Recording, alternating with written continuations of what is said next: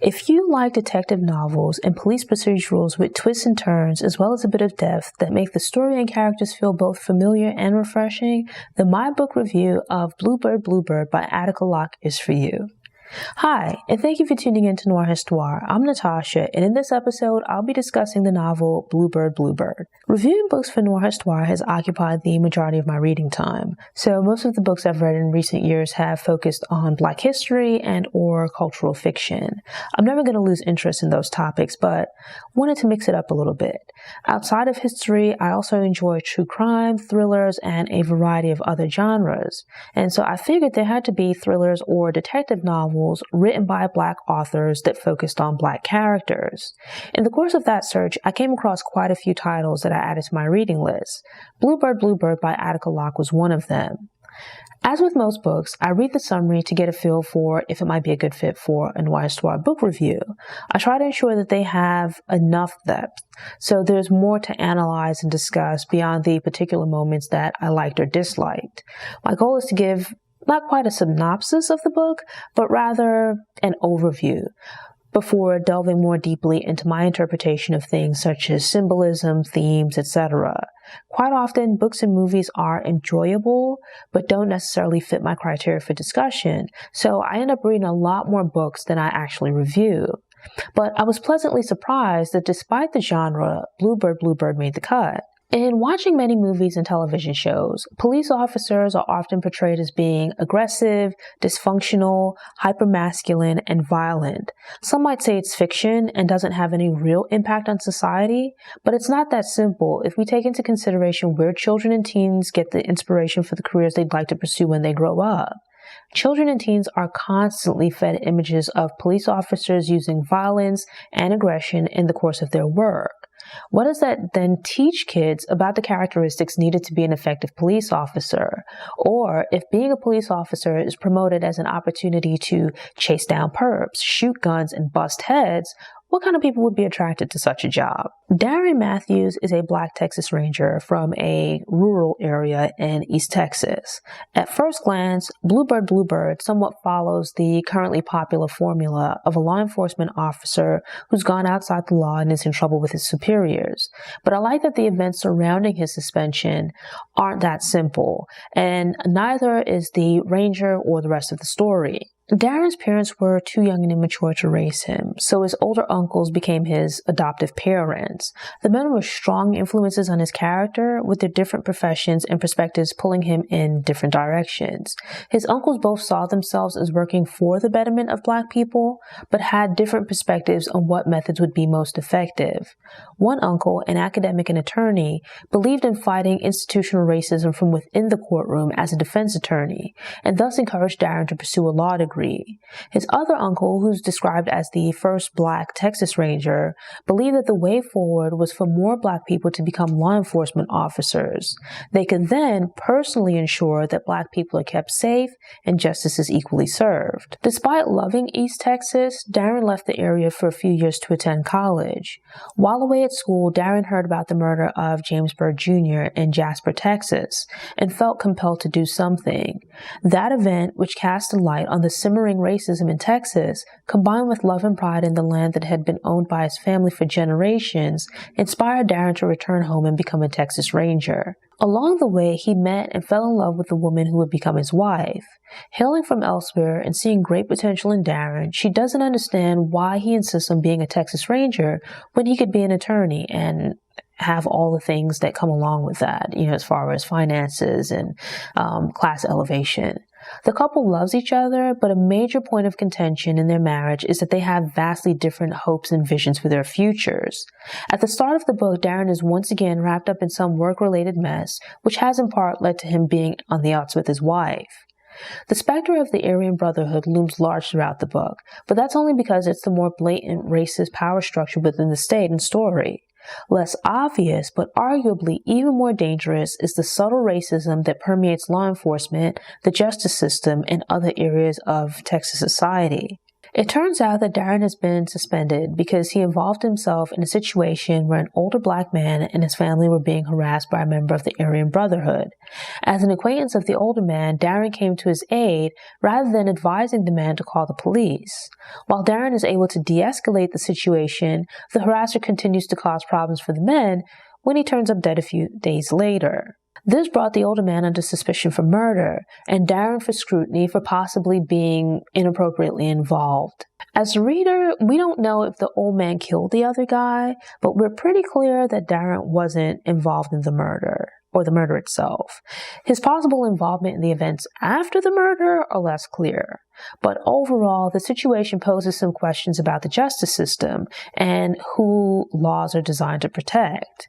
I've never been to Texas, but from what I know about the state, it has strong gun owner rights and castle doctrine laws. It was quite a bit of commentary that the old black man's actions were called into question.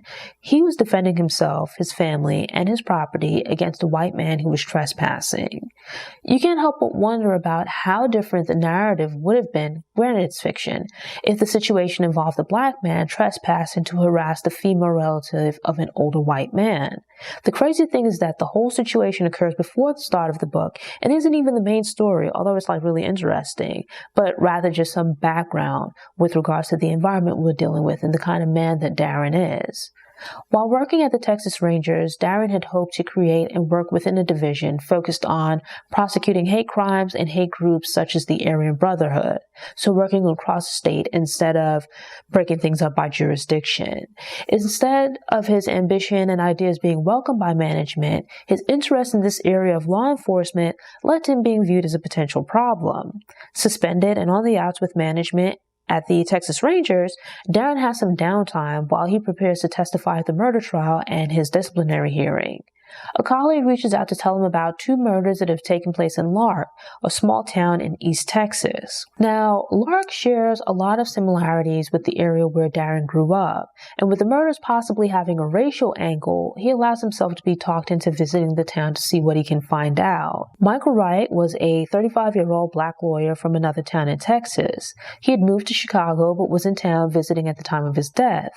About a week later, maybe a few days to a week later, Missy Dale, a young local white woman, was also found dead.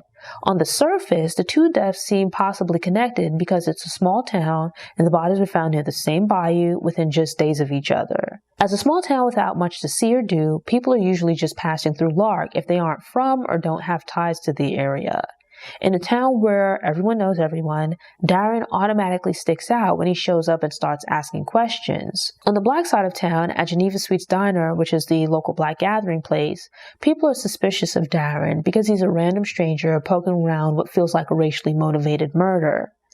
On the white side of town is Jeff's Juice House, which despite the name is not a place to get fresh squeezed orange juice or smoothies.